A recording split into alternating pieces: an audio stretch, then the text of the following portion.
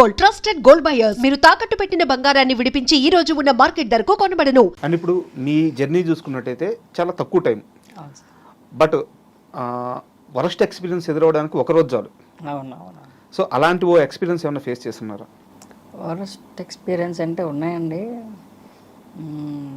First Annapurna photo studio అనుకుంటాను cinema పేరు. First camera face చేస్తుంది అప్పుడే. ఎక్కడ అది పటాన్ చెరువు దగ్గర నైట్ షూట్ అనమాట. నాకు అతను అరవింద్ గారు అనుకుంటా తీసుకెళ్ళింది, సురేంద్ర గారు ఐడియా లేదు, సారీ. నాకు అది వెయిటర్ క్యారెక్టర్. అక్కడ ఎవరు మన అతని పేరు గుర్తు రావట్లేదు, హీరోను కమెడియన్ కూర్చొని మాట్లాడుకుంటుంటారు. వాళ్ళ దగ్గరికి వెళ్ళి సార్ మీకు ఏం ఆర్డర్ కావాలని చెప్పి అడగాలి నేను. ఓకే, అదే ఫస్ట్ నేను కెమెరా చూసి ఇంకా నేను చేస్తున్నాను అని చెప్పేసి చుట్టూ 200 మెంబర్స్ పీపుల్ ఉన్నారు, జూనియర్ ఆర్టిస్టులు మొత్తం ఇన్ని. అక్కడి నుంచి డైరెక్ట్గా చూస్తున్నారు. ఆ అబ్బాయి ముందే చెప్పేశారు ఈ అబ్బాయి చేస్తాడంటే, నేను తీసుకెళ్ళిన అతను ఎవరైతే ఉన్నారో అతను చేస్తాడండి అనేసాను అనమాట. ఇంకా నేను చేసే క్రమంలో దీంట్లో అక్కడి నుంచి బస్సు ఒకటి రావాలి ప్యారలల్గా, ఎక్కడేమో హోటల్లో రన్ అవ్వాలి, చాలా జరగాలి. సో నా వల్ల అది మొత్తం కొలాప్స్ అయిపోయింది. దగ్గర 4-5 టేక్స్ పట్టాయి.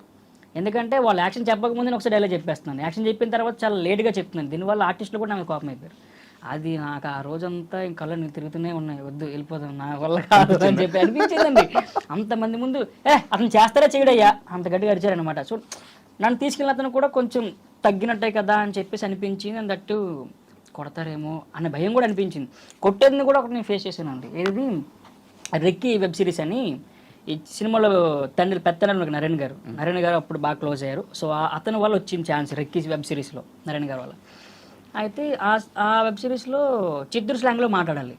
ఒక డైలాగ్ ఉంది, ఏంటది, ఈ ఒక చీటీ ఒక అతను ఇచ్చి మన ఒక ముసలాయనికి చీటీ ఇవ్వాలి వెళ్ళి, నేను చిత్తూరు స్లాంగ్లో చెప్పరా అన్నారు.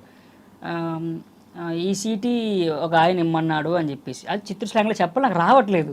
ఆ శ్రీకాకుళం నార్మల్ మాట్లాడుతాను, చిత్తూరు స్లాంగ్ రావట్లేదు. 2-3 టేకులు పట్టే కోపం అయిపోతున్నారు సారు అని చెప్పేసి, ఇలా వెంటనే డైరెక్ట్ అప్పుడు కూడా బీప్ మీద నా కొట్టినట్టు ఇంకేం మాట్లాడదు, కొట్టాడు వెంటనే. ఎందుకంటే అప్పుడు నేను అర్థమైపోయింది బాగా చెప్పట్లేదు అని చెప్పేసి. నాకు ఇంకా ఏడుపు వచ్చేస్తుంది. నాకు అది సెకండ్ ఎక్స్పీరియన్స్ అది వచ్చేస్తుంది. అప్పటికి బ్రేక్ ఇచ్చారు, ఫుడ్ బ్రేక్ ఇచ్చారు, ఇది అవ్వదు అని చెప్పేసి.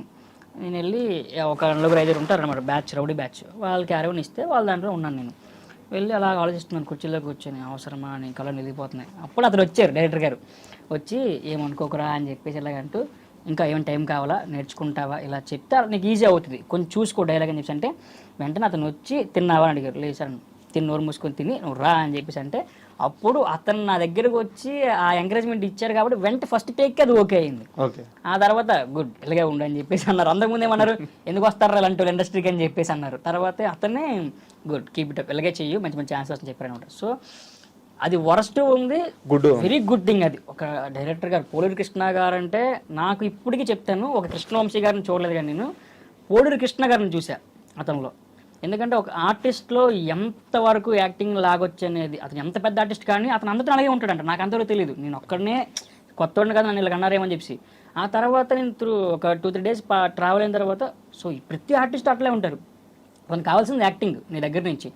సో ఎలా చెప్తే ఎలా వస్తుందని చెప్పేసి ప్రతి ఒక్కరితో అలా ఉన్నారు. సో నేను కృష్ణవంశీ గారిలా చూస్తాను పోలూరి కృష్ణ గారిని. థ్యాంక్స్ టు హిమ్ అనమాట. నిజంగా చాలా ఎంకరేజ్ చేశారు ఆ విషయంలో మాత్రం, నాకు గుర్తుంది ఇప్పటికి.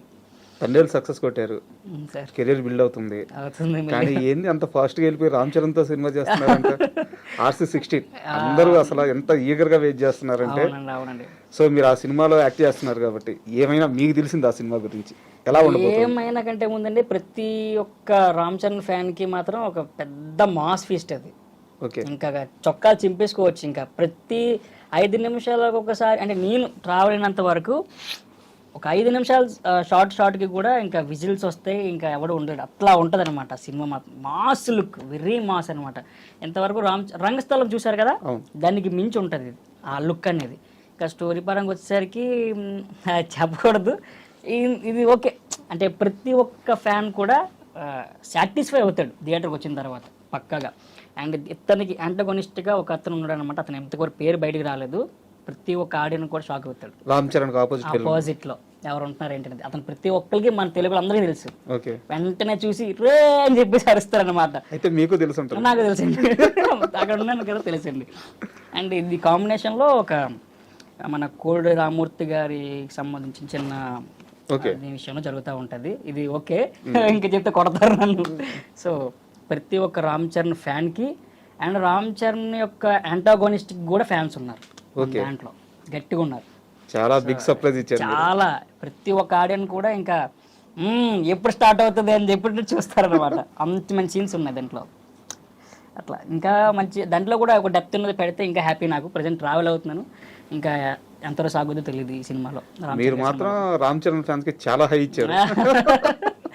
అతను ఎప్పుడు అలాగే ఉంటారండి, అతను ఇస్తా ఉంటారు, మేము చెప్పుకుంటాం అంతే. అంతే. అండ్ నెక్స్ట్ కెరీర్ ప్లాన్స్ ఏంటి? నెక్స్ట్ కెరీర్ ప్లాన్స్ అంటే సార్, నేను రైటింగ్ కూడా చేస్తున్నానండి ప్రెసెంట్. సో డైరెక్షన్ వైపు వెళ్ళే అంత ఇంట్రెస్ట్ అయితే లేదు, కానీ చేయాలని అయితే ఉంది.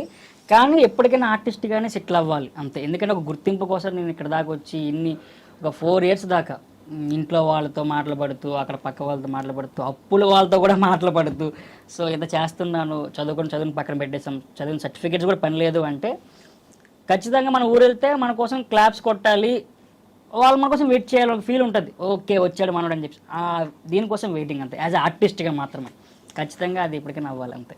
ఓకే పవన్ గారు, మీరు ఏవైతే అనుకుంటున్నారో అవన్నీ అచీవ్ చేయాలని, థ్యాంక్ యూ సో మచ్, యాక్టర్గా బిగ్గెస్ట్ సక్సెస్ అవ్వాలని మనస్ఫూర్తిగా కోరుకుంటున్నాను. థ్యాంక్ యూ సో మచ్ అండి. Thank you.